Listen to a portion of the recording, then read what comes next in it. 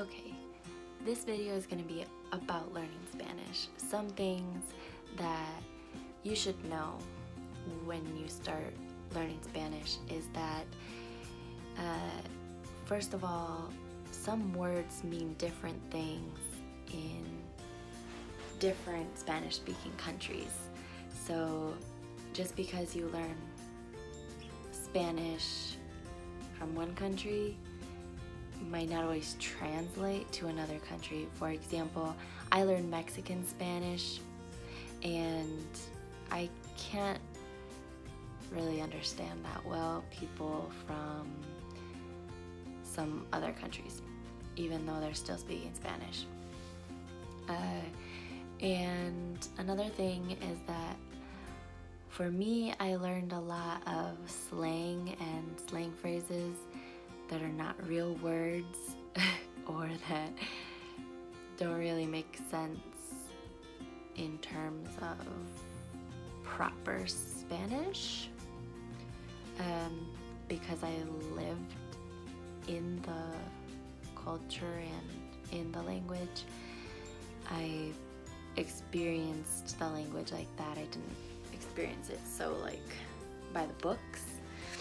So a lot of what I know is not proper Spanish.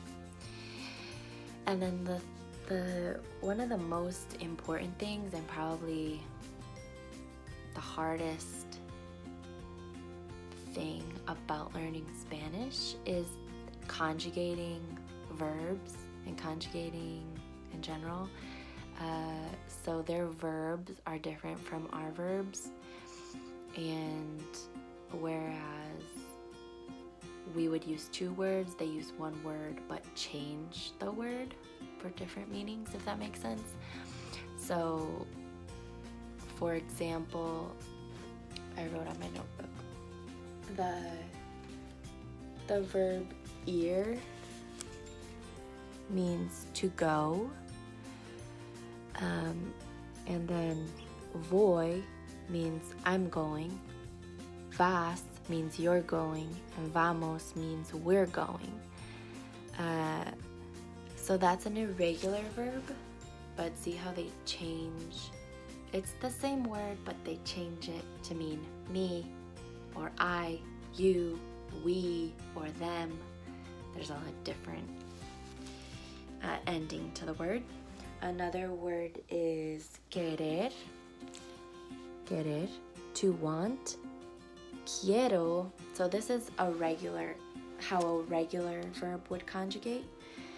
Querer, quiero, changing the ER to an O, it means I. So quiero, I want. Changing the ER to ES means you want, quieres. And then changing the ER to EMOS, queremos, is we want. So if you're looking at the English, I want, you want, we want. So want, the verb is the same, and we change I, you, and we, whereas in Spanish, part of the word actually changes when it's the same word, but it's used in a different, to say something different. So I think that's the hardest thing, and then it's hard because some of the words are irregular and they don't always change to O for me, or ES or AS for you, but most of them do.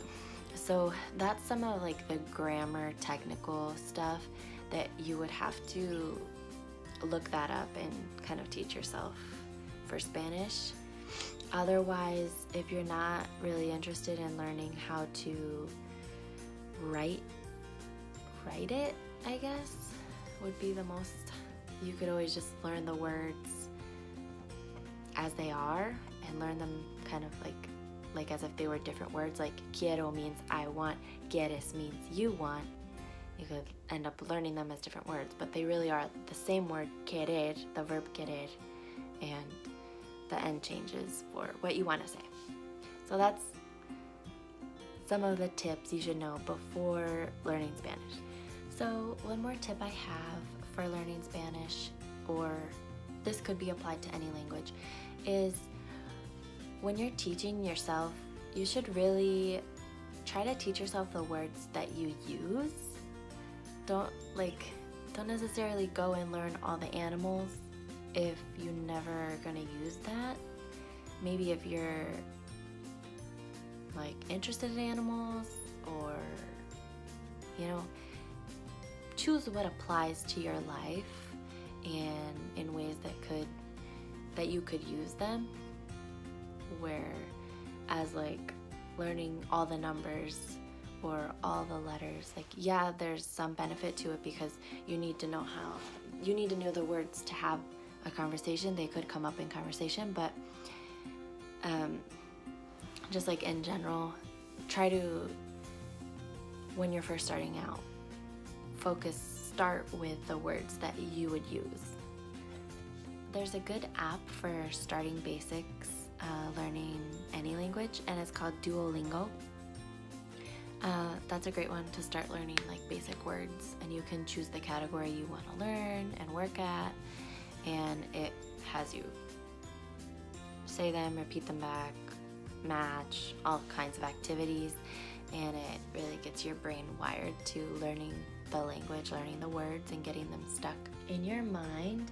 And the thing that I was going to say, so the other thing I was going to say was that when I think back to it, I could communicate well after probably 2 years of being around Spanish mostly every day, but really fluent to be able to have a conversation about anything without needing the help of someone, it was probably a good 5 years. And I say that because I started learning Spanish when I was 13, so 13, 14, 15, 16, 17, 18, those 4 years I was in Spanish class at school, and I was being exposed to Spanish at home, or after school, out of school.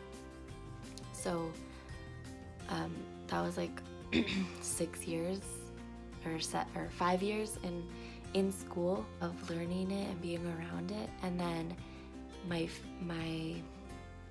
5th year, the year that I graduated, or the following year, I worked at a migrant Head Start as family service.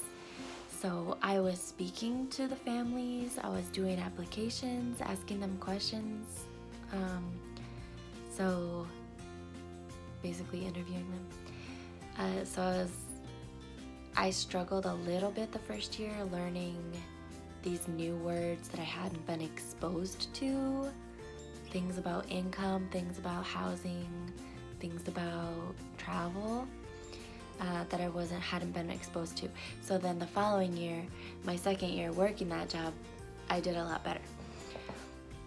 But that's my point, is that it takes a lot of time to be able to understand everything, and then it takes a whole different amount of time to be able to communicate back and know the words. Just that is my last note.